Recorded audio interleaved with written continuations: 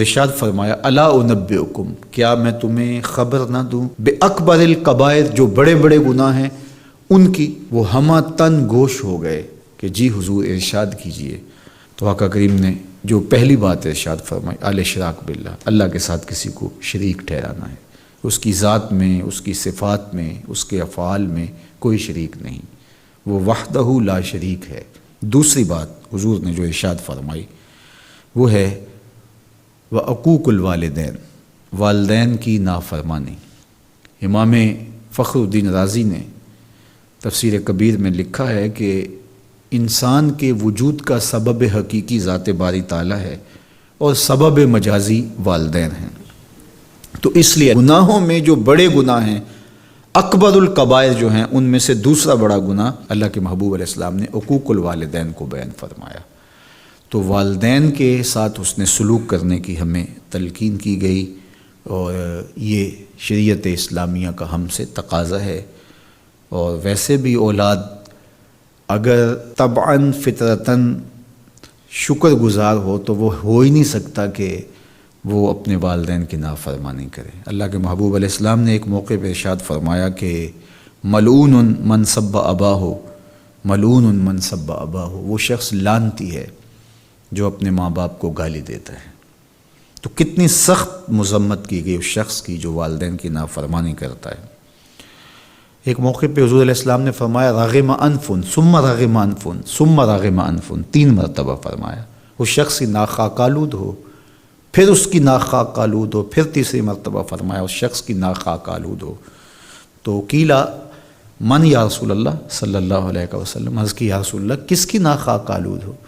تو آقا کریم علیہ السلام نے فرمایا من ادرک ابویہ عند الکبر احدہما او کلیہما فلم یدخل الجنہ، جس نے والدین کو، ایک کو یا دونوں کو، بڑھاپے میں پایا اور جنت میں داخل نہ ہو سکا، اس شخص کی ناک خاک آلود ہو.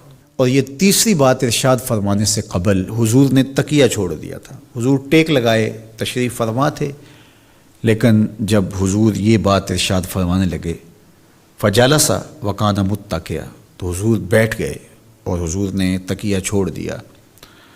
اور حضور نے فرمایا الا وقول الزور، سن لو تیسری چیز جھوٹی بات کرنا ہے، جھوٹ بولنا ہے.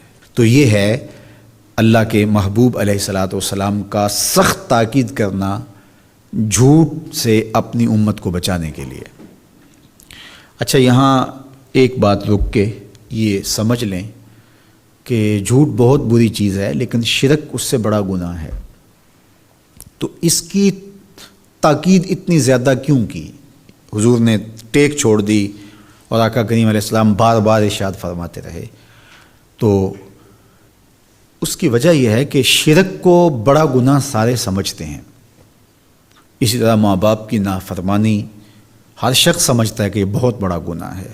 اور اگر کوئی شخص ماں باپ کا بے ادب ہو، گستاخ ہو، تو لوگوں کی نظروں میں بھی وہ گر جاتا ہے کہ یہ برا شخص ہے کہ ماں باپ کے ساتھ بدسلوکی کر رہا ہے.